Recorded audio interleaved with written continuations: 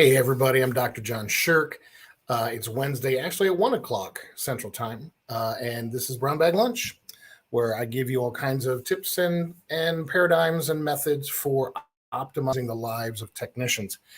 Today, I'm devoting this podcast specifically to, or not podcast, recording, specifically to technicians. Now, because there's a lot of churn right now in the labor market, there's a lot of money being thrown around. There are plenty of technicians who are asking me quietly, asking each other, asking their spouse, should I take an offer I've been made? Should I find a different job? Should I leave this job just for more money? So I just want to give you some things to think about, okay? So first of all, it's unlikely, most of the people who are getting offers, they already have another job, all right? So in some rare cases, there's somebody who really needs a job. But most often, the people who don't need a job are probably not, or they're probably who are you're talking to. If they do need a job, they may not be qualified for the position we're talking about, which is a technician. Even if you're entry level, usually some training or something is required. So you're really not asking the question, should I take a job because I need a job? You're asking the question, should I take this job as opposed to the one I have? Now, there's a few considerations to think about here.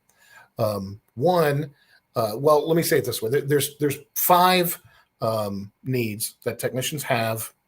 If you listen to these every week, you've heard them before, but I'm going to repeat them here. There's five needs technicians have, and if they move from one job to another, it's usually to meet one of these needs, right? There's short-term resource needs. This time of year, it's because money is tight, it's off season, and they're struggling to pay the bills. And the offer includes, say, 40 hours guaranteed all year long, or some other sign-on bonus, or some other cash means of handling that. There's long-term needs, like better benefits, better 401k, for better career path options. So for some reason, the current month is not a crisis, but what's current is not sustainable. Third, there are relationship challenges where the relationships are just bad. Bad boss, don't feel like you're part of a team, things like that. There's a status and respect issues where you feel like you're not being given the respect that you need, or being allowed, given, let that mean whatever it needs to mean, how you're talked to, the roles you're given, the opportunities given, and so on. That you may get that somewhere else. Or the last one is the pleasure of expertise, meaning I don't have the opportunity to do what I do best every day. Now, one of those five, or multiple, but at least one of those five, is normally the reason a technician moves from one job to another and is happy about it. Now, that last part is the key. One of those five reasons, they leave to solve that problem, and if in the new place it gets solved, they're glad they made the move. All right. Now, the guy who says they're offering me $250 an hour more than I've got, and that's the only variable. All right. This kind of churn is happening a lot right now because of the demand for technicians and some limited willingness to throw money to get guys in the door. But what's also happening a lot is that some companies, not all of them, I'm not picking on anybody in particular, but some companies, they're throwing around money because it's not that great to work there. And that's the only way they have to get people. So you take a little bit more money, but now I'm miserable. Yes, I got a little bit more money, but now I don't have the respect. Now I don't have the relationships that I had where I was. Okay. So whether you take another job or not is really obviously up to you. What I would say is think through those five needs: short-term needs, long-term needs, relationships, respect, and the pleasure of expertise, and think through whether one of those is the reason why. Okay. And if they say, well, look, you get another $3 an hour over here, ask yourself, is that really what that's about? Or am I tired of the level of respect that I get here, and $3 is a good enough reason to ostensibly say, yes, that's why I'm doing it. But there's really more to it.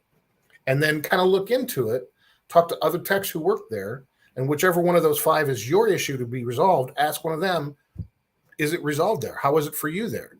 How are the relationships for you? Do you feel like you're on a team there? Or is it like every man for himself? Okay. If you confirm that, take that step first. And then if you decide to make the change, right?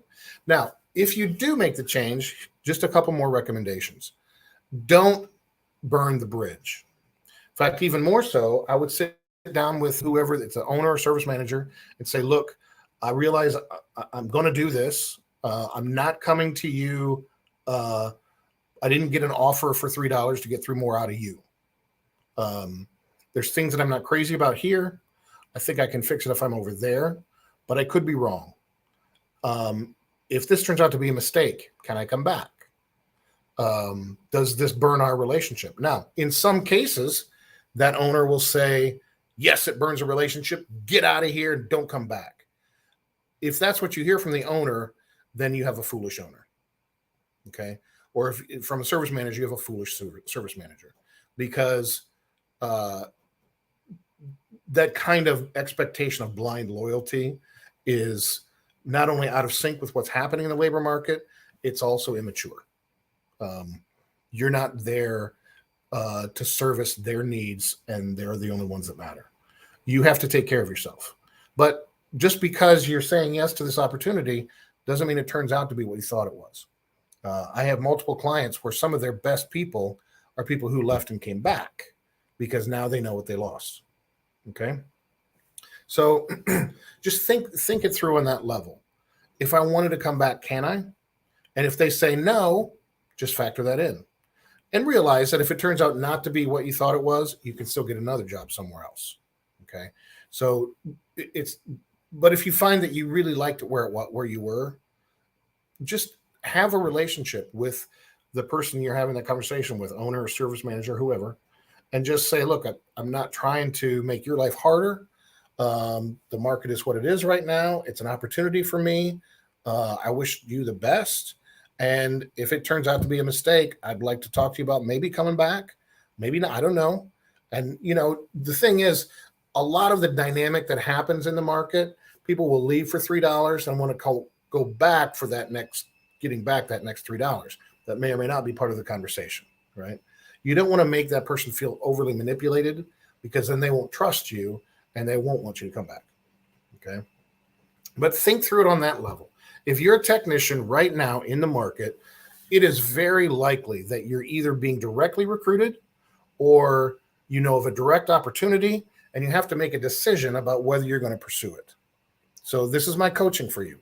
Start with the 5 needs: short-term needs, long-term needs, relationships, status, respect, and the pleasure of expertise. If you're not getting one of those where you are, you think you can get one of those at the other place, that's the bridge to a job where you may be more happy and maybe make more money. If it's only money, it's more likely you're going to lose one of those, or at least you need to find out what the situation is. But if all you're thinking of is money, it's very well established in research, statistically, that your satisfaction it's a crapshoot in some ways, but it's more likely it's going to go down. And because you're in a new place where even if your status was weak, you were at least known. This new place, it's a toss-up. So if you make that move, don't make it arrogantly. Make it with humility. Talk to your boss. Talk to the owner of the company. Tell them why you're doing it. They may try to throw that other $3 at you, and you can think through, would I stay for $3 if I still feel disrespected every day? You can negotiate that. Say, I'll take your $3, but we also have to solve this problem. And if we don't solve it in 6 months, I am going to take a different job.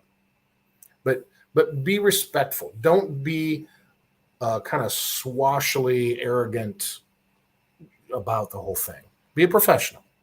Be honest. Let them know what you're thinking. And if you make a move, don't burn the bridge. Okay? All right, there you go. There's a framework for thinking through, do I take this other job? My name's John Sherk. I am honored to work with you guys, technicians, on all manner of issues and development. By the way, this week, our podcast is officially up, HVAC Joy Lab. Make a comment below here, and we'll send you the link so you can get on that podcast. We're still in the process of getting it on all the platforms, so maybe a couple weeks before it's on like Spotify and some of the others. But we're on one platform now, and would love to get to know you through that as well. If you like, please on Facebook come ask to join HVAC Joy Lab private group, where you can interact with me directly and you can get podcast information and we can get to know each other. So take care, have a good week, and if you're taking that new job, just remember, stay humble because you may want that old job back.